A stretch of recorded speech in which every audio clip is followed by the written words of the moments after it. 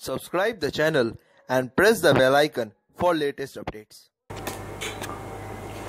আজকে আমরা ক্লাস 12 এর চ্যাপ্টার 4 অমাধ্যম অনুমান করব। তো এতদিন ধরে আমরা যে ক্লাসগুলো করছিলাম আশা করি তোমরা সেই ক্লাসগুলোকে দেখেছো এবং বুঝতেও পেরেছো। এখানে একটা কথা বলি, এগুলো আমার বলা হয়নি আগের ক্লাসগুলোতে, যে ক্লাসটা কিন্তু যে আমি পড়াচ্ছি শেষের দিকে কিভাবে কোশ্চেন আসছে এবং সেই কোশ্চেনগুলো কিভাবে সলভ করতে হবে তার কিন্তু নানা রকমের কোশ্চেন আমি সলভ করাচ্ছি।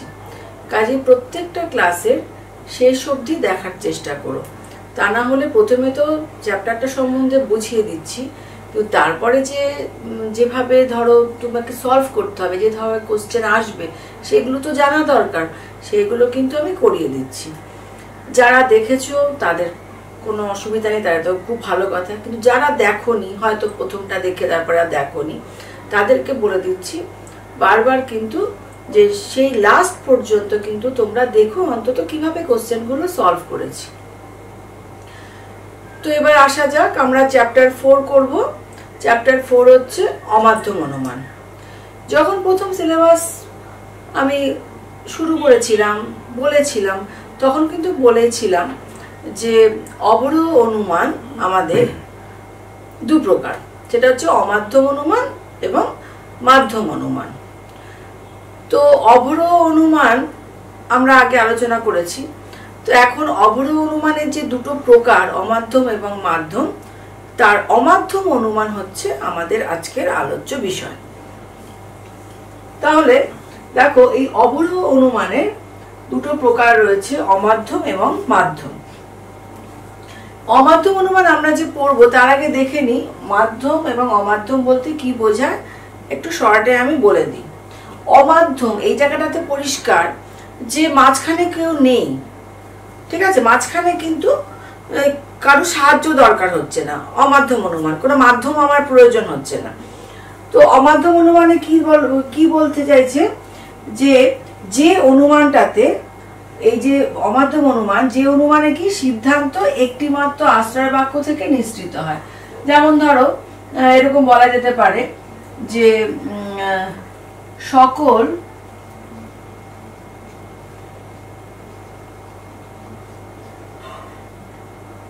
কবি হয় মননশীল। এবার আমি এটাকে অমাধ্যম অনুমানে কিভাবে করব, সুতরাং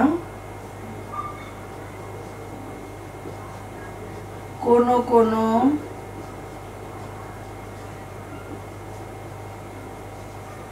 মরণশীল জীব হয় কবি, এটা আমি বলতে পারি। তাহলে অমাধ্যম অনুমানে এটা যদি আমি আবর্তনের সাহায্যে করলাম, পরে যখন আবর্তন করাবো দেখাবো, তাহলে অমাধ্যম অনুমানে আমরা কি পেলাম, যে একটি আশ্রয় বাক্যের থেকে যখন সিদ্ধান্তটি নিশ্চিত হয় তখন তাকে বলা হয় অমাধ্যম অনুমান। এখন মাধ্যম অনুমান কি? মাধ্যম অনুমানের উদাহরণ আমি অনেকবার দেখিয়েছি, তাও একবার দেখিয়ে দিচ্ছি।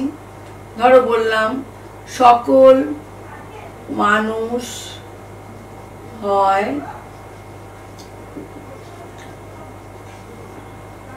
মরণশীল।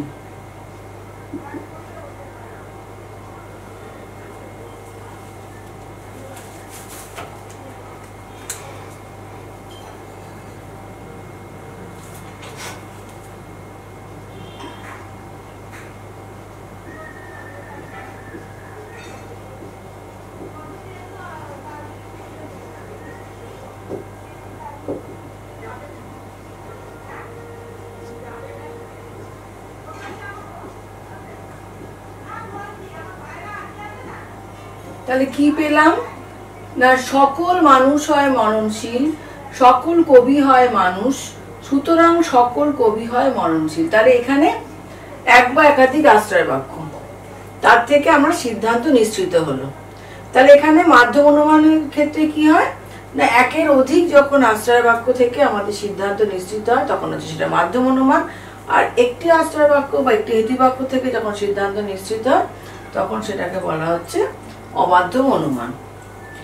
তো এই অমাধ্যম অনুমান কিন্তু অনেক প্রকারের হতে পারে, অনেক প্রকার মানে 9 প্রকারের হতে পারে, সব বইতে অত থাকে না, কিন্তু মোটামুটি অমাধ্যম অনুমান হচ্ছে 9 প্রকারের। কিন্তু আমরা ক্লাস 12-এ আমাদের সিলেবাসে আমরা আবর্তন বিবর্তন করব এবং সমবিবর্তনটাও করব। কাজেই আমাদের এরপরে আমরা কি করব, আমরা আবর্তনটা করব।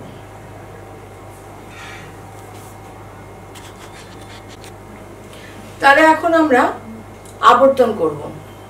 কারণ আবর্তন করতে গেলে প্রথমেই আবর্তন কাকে বলে সেটা দেখে নিই। তো দেখো, আবর্তন বলতে যেটা বোঝায় যে আমরা তো অমাধ্যম অনুমান করছি, তাহলে যে অমাধ্যম একটা আশ্রয় বাক্য আমি নিয়েছি, দেখো যে আবর্তনের ক্ষেত্রে হচ্ছে যে অমাধ্যম অনুমানের আশ্রয় বাক্যের উদ্দেশ্য এবং বিধেয় ন্যায়সঙ্গতভাবে সিদ্ধান্তে বিধেয় এবং উদ্দেশ্য হয় তাকে বলা হয় আবর্তন। একটু কঠিন লাগলো বইয়ের ভাষা। সহজ ভাষায় বলতে গেলে কি হয়, আশ্রয় বাক্য এবং সিদ্ধান্ত যদি স্থান পরিবর্তন করে এবং সেখানে গুণের কোনো পরিবর্তন না হয় তবেই তাকে বলা হচ্ছে আবর্তন।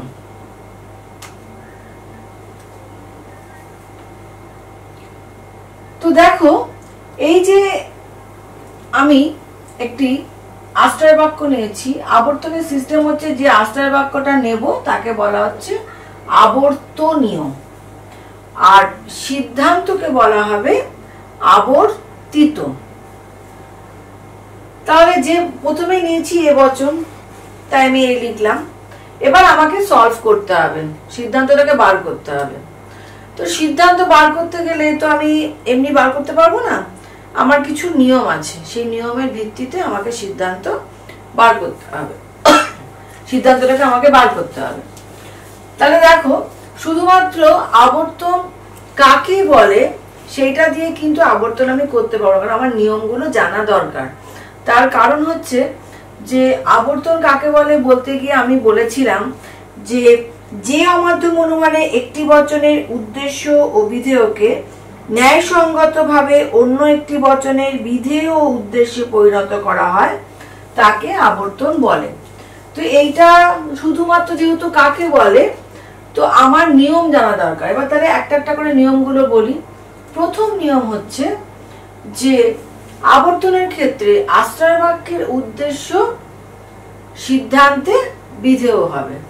তাহলে এখানে আশ্রয় বাক্যের উদ্দেশ্য কি আছে, মানুষ, মানুষটা চলে যাবে সিদ্ধান্তে, তাহলে সিদ্ধান্তে কি হবে, সে বিধেয় হবে।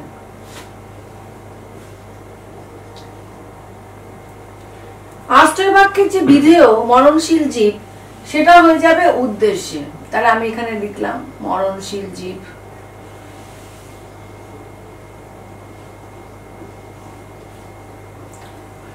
নেক্সট বলছে, তৃতীয় নিয়ম বলছে গুণের পরিবর্তন হবে না, তাহলে হয় আছে হয়ই থাকবে।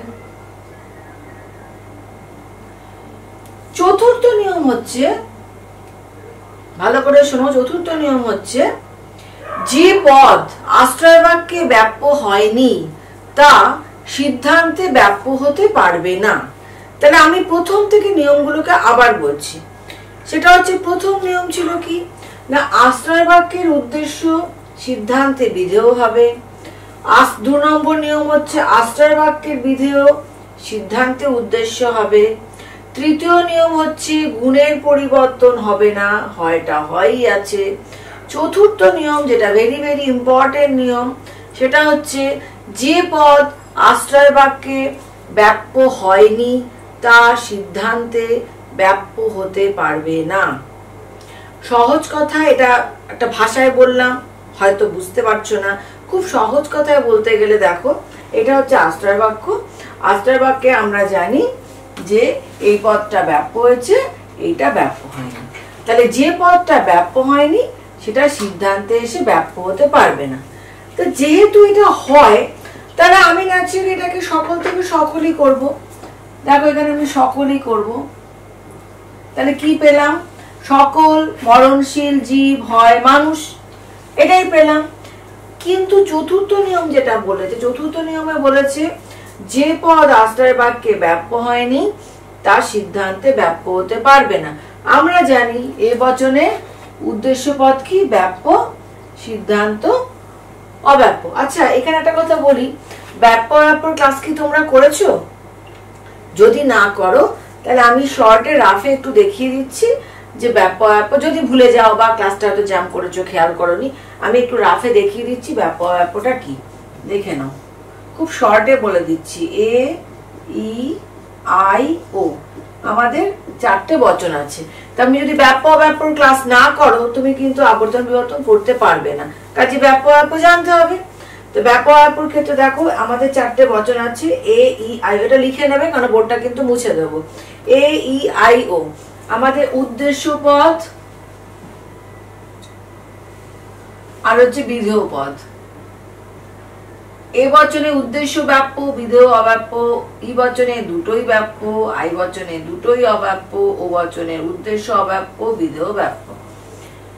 এই হচ্ছে ব্যাপ্য অব্যাপ্যের স্ট্রাকচার। পুরো ডিটেইলসে জানতে গেলে ব্যাপ্য অব্যাপ্য চ্যাপ্টারে গিয়ে ব্যাপ্য অব্যাপ্য ক্লাসটা করবে। আপাতত আবর্তন করতে গেলে আমার যেটুকু ব্যাপ্য অব্যাপ্য দরকার আমি সেটুকু তোমাকে রাফে দেখিয়ে নিলাম, আর যেটা লিখে নাও কারণ আমি এটা মুছে দেবো। তাহলে কি দাঁড়ালো? যে আশ্রয় বাক্য হচ্ছে সকল মানুষ হয় মরণশীল জীব। তার থেকে যদি আমি শিডিউল নিয়ম অনুযায়ী আমার যদি এ তে করি, দেখো একটা প্রবলেম হচ্ছে।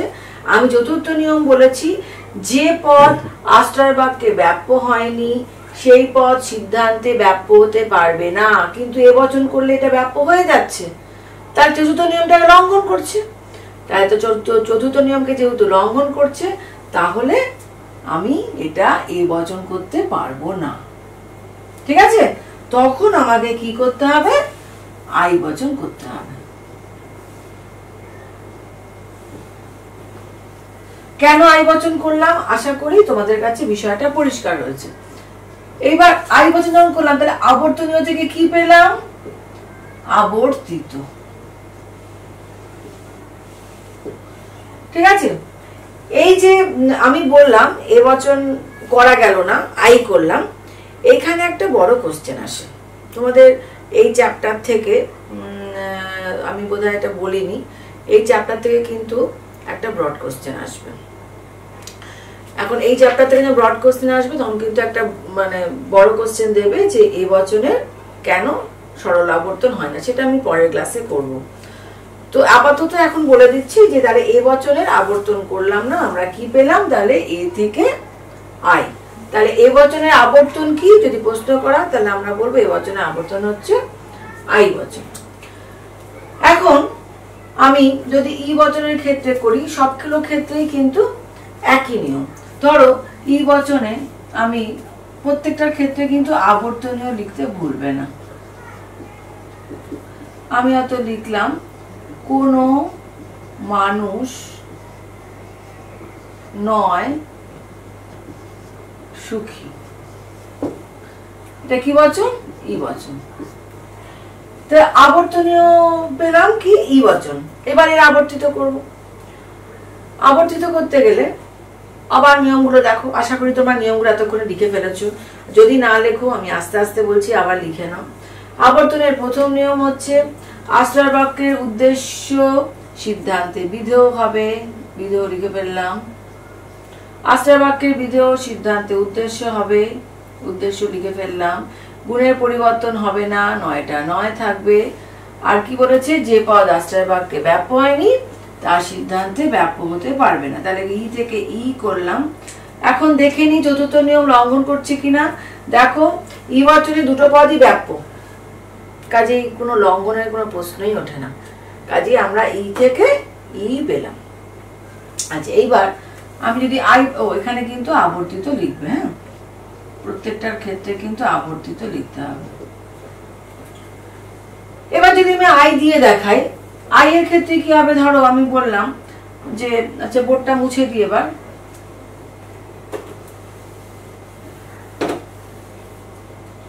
আই এর ক্ষেত্রে ধরো বলছি যে আবর্তনীয়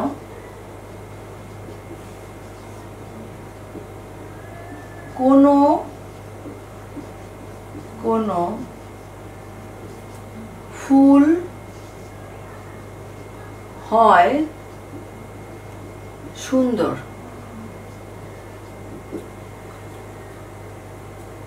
আই বচনের কিন্তু রুলস অনুযায়ী আই থেকে আই হবে, তার কারণ হচ্ছে আই এর দেখো দুটোই ক্রস, মানে দুটোই অব্যাপ্য, কাজে এখানে ব্যাপ্য অব্যাপ্যর সমস্যাটা থাকে না।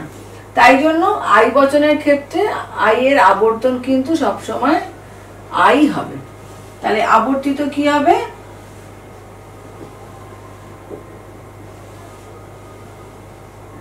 কোনো কোনো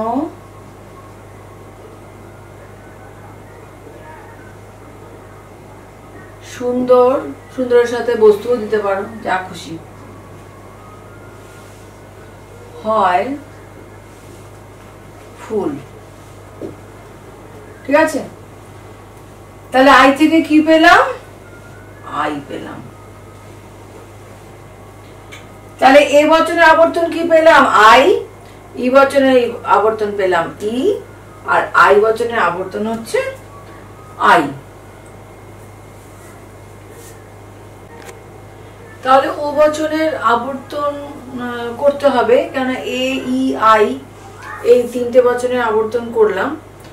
এখন দেখো ও বচনের আবর্তনের ক্ষেত্রে একই নিয়ম আমরা প্রয়োগ করব। প্রথম নিয়ম হচ্ছে আশ্রয় বাক্যের উদ্দেশ্য সিদ্ধান্তে বিধেয় হবে। তাহলে এখানে লিখলাম মানুষ। কোনো কোনো মানুষ নয় অসৎ, এই বচনের উদ্দেশ্য পদ হচ্ছে মানুষ, সেটা আবর্তনের ক্ষেত্রে আমরা কি করলাম? সিদ্ধান্তের বিধেয় পদে গেল। ঠিক একই রকম আশ্রয় বাক্যের বিধেয় পদ সিদ্ধান্তে উদ্দেশ্য পদে এলো। গুণের পরিবর্তন হবে না, গুণের পরিবর্তন করলাম না। তাহলে আবর্তনের চারটি নিয়মের প্রথম নিয়ম আমরা অ্যাপ্লাই করে ফেলেছি। এখন লাস্ট মানে চতুর্থ নিয়মটা নিয়ে আলোচনা করব। প্রথমে এটা দেখো, এটা রাইট না, এটা ক্রস, এন্ড এটা হচ্ছে রাইট। তাহলে ও বচনের উদ্দেশ্য পদ হচ্ছে অব্যাপ্য, বিধেয় পদ হচ্ছে ব্যাপ্য। চতুর্থ নিয়মে বলা হয়েছে যে পদ আশ্রয় বাক্যে ব্যাপ্য হয়নি তার সিদ্ধান্তে ব্যাপ্য হতে পারবে না। তো এখানে ও থেকে তো ওই হবে, কাজে ও থেকে যদি আমি ও করি তাহলে কি পাবো? কোনো কোনো মানুষ নয় অসৎ। তাহলে কোনো কোনো অসৎ নয় মানুষ, এটা আবেদন করতে পারি। এক্ষেত্রে যদি আমি এটা করি, দেখো এটা যদি আমি করি তাহলে এটা স্ট্রাকচার তৈরি করি আবর্তিত, তাহলে চতুর্থ নিয়ম কিরকম লঙ্ঘন করছে দেখো। যে পদ আশ্রয় বাক্যে ব্যাপ্য হয়নি, মানে এইটা, তার সিদ্ধান্তে এসে ব্যাপ্য হতে পারবে না। সিদ্ধান্তে এসে এই মানুষ পদটা এখানে এসে ব্যাপ্য হয়ে যাচ্ছে। তাহলে যেহেতু ব্যাপ্য হয়ে যাচ্ছে, কাজেই আমার চতুর্থ নিয়মকে কি করছে? লঙ্ঘন করছে। চতুর্থ নিয়মকে যেহেতু লঙ্ঘন করছে, কাজে আমাদের তো আর কোনো অপশন নেই। আমাদের এ বচনে না হওয়াতে আমরা আইতে করতে পেরেছিলাম, কিন্তু ও বচনের তো কোনো অপশন নেই, ও বচনের পরে তো আর কিছু নেই। কাজেই আমাদের তখন লিখতে হবে কি না, ও বচনের আবর্তন সম্ভব নয়। তলায় তখন লিখে দিতে হবে ও বচনের আবর্তন সম্ভব নয়। তার কারণ আমরা দেখিয়ে দিলাম যে চতুর্থ নিয়ম লঙ্ঘন করছে। যদিও এই কোশ্চেনটা অনেক সময় বড় কোশ্চেনে আসে যে ও বচনের আবর্তন কি সম্ভব, সেটা আমরা পরে আলোচনা করব। তাহলে এই মুহূর্তে আমরা দেখলাম কি যে এ ই আই ও বচন। এখন দেখো এটা আমি মুছে দিচ্ছি শর্টে মনে রাখার জন্য। হ্যাঁ, সবকিছু তো আমি শর্টটা দেখিয়ে দিচ্ছি। এখন এত ডিটেলসে তো মনে রাখতে নাও পারো, তো চট করে মনে রাখার জন্য আমরা কিভাবে এই স্ট্রাকচারটা তৈরি করে নেব।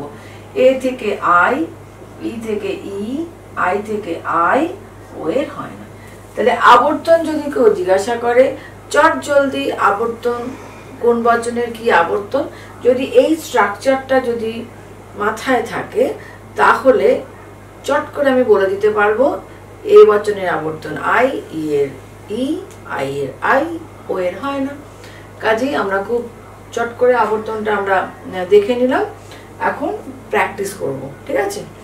আচ্ছা, এখন তাহলে ধরো কি ধরনের কোশ্চেন আসতে পারে, যেহেতু শুধু আবর্তন করলাম, আবর্তনের বেস করেই দেখাই। ধরো একটা বাক্য দিয়েছে, মানুষ সাধারণত স্বার্থপর, ওপরে লেখা আছে যে নিম্নলিখিত বাক্যগুলিকে তর্কবিদ্যা সম্মত আকারে পরিণত করে আবর্তন করো।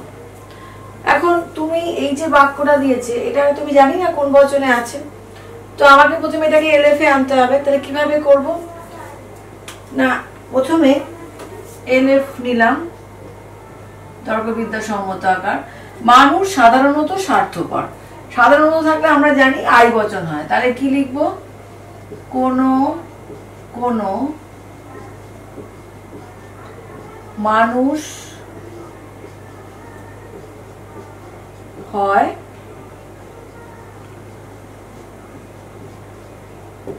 স্বার্থপর। এবং এটা তাহলে কি পেলাম, এটা হচ্ছে আই বচন আবর্তনীয়, ঠিক আছে? এবার এটাকে আমি কি করব, আবর্তন করতে হবে, আমরা আবর্তিত করব। তাহলে আই বচনে আবর্তিত কি হচ্ছে না, কোন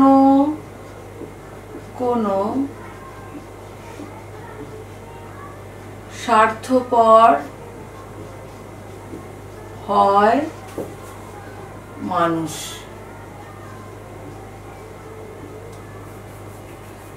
কি পেলাম, আই আবর্তিত, ঠিক আছে? তাহলে যদি প্রশ্ন দেয় যে নিম্নলিখিত বাক্যগুলিকে তর্কবিদ্যা সম্মত আকারে পরিণত করে আবর্তন করো, তখন কিন্তু আমাদেরকে প্রথমে এলএফ এ এনে তখন আবর্তন করতে হবে। ঠিক এই স্ট্রাকচারে করতে হবে। তুমি যে বচনটা পেলে আই বচন লিখলে আবর্তনীয়, আবর্তিত, এইভাবে করবে। এরকম ধরো যদি এখানে নয় থাকতো, মানুষ সাধারণত স্বার্থপর নয়, তাহলে নয় থাকতো, তাহলে তো এটা আই হতো না, তাহলে সেটা হয়ে যেত কি ও, তাহলে সেটা ও বচন হয়ে যেত, আর সবই স্ট্রাকচার এক থাকতো। তাহলে সেক্ষেত্রে আমরা কি লিখতাম, আমরা জানি যে ও বচনের আবর্তন হয় না, তখন এত ডিটেলসে কিচ্ছু লিখতে হবে না, শুধু আমরা লিখে দেবো যে ও বচনের আবর্তন সম্ভব নয়। লজিক্যাল ফর্মটা করব, প্রথমে লজিক্যাল ফর্মটা করে আমরা লিখে দেবো যে ও বচনের আবর্তন সম্ভব নয়। এখন দেখো, তাহলে আই বচন আর ও বচনের ক্ষেত্রে কিভাবে আসে আমি দুরকম দেখিয়ে দিলাম। এখন অন্য একটা বাক্য থেকে বচন দিতে পারে, এরকম দিতে পারে যে কেবলমাত্র শিশুরাই সরল, বলে দিল যে এই বাক্যটিকে আবর্তন করো। এখন কেবলমাত্র শিশুরাই সরল, তোমরা বাক্য থেকে বচন যখন করেছো তখন মনে করে দেখো যে কেবলমাত্র থাকলে আমরা তাকে কোন বচনে রূপান্তরিত করব। ধরো দিয়েছে যে কেবলমাত্র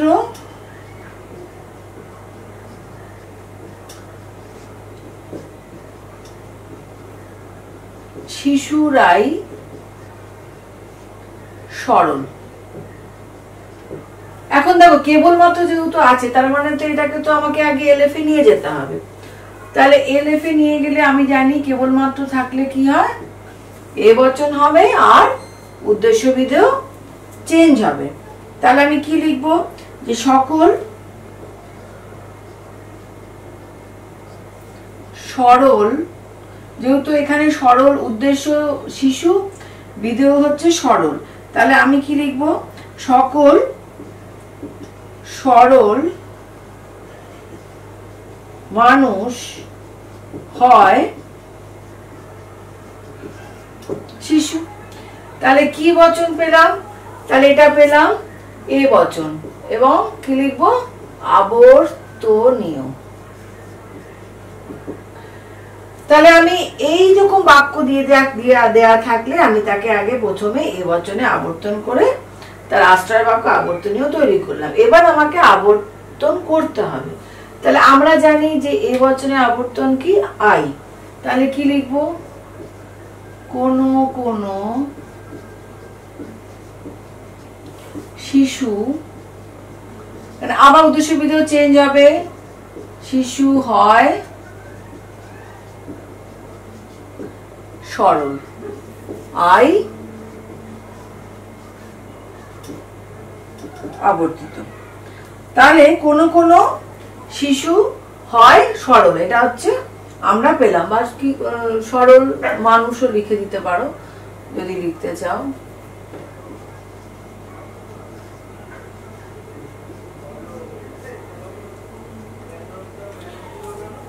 তাহলে যখন বাক্য থেকে বচন করব তখন মাথায় রাখতে হবে আবর্তনের ক্ষেত্রেও কিন্তু বাক্য থেকে বচন প্রয়োজন। আমার বাক্য থেকে বচন যতক্ষণ না আমার খুব ভালো জানা থাকবে আমি আবর্তন করতে পারবো না। তাহলে নিয়ম অনুযায়ী কেবলমাত্র থাকলে কি হবে? প্রথমে বাক্যটাকে রূপান্তরিত করলাম, করে তার আবর্তিত করলাম। ঠিক আছে? তাহলে আবর্তনের ক্ষেত্রে কিন্তু এই ধরনেরই কোশ্চেন গুলো আসে। তোমরা এগুলোকে প্র্যাকটিস করো। যদি কোনো অসুবিধা হয়, বুঝতে না পারো, তাহলে কমেন্ট বক্সে লিখবে। আজকে এখানেই ক্লাস কমপ্লিট করলাম।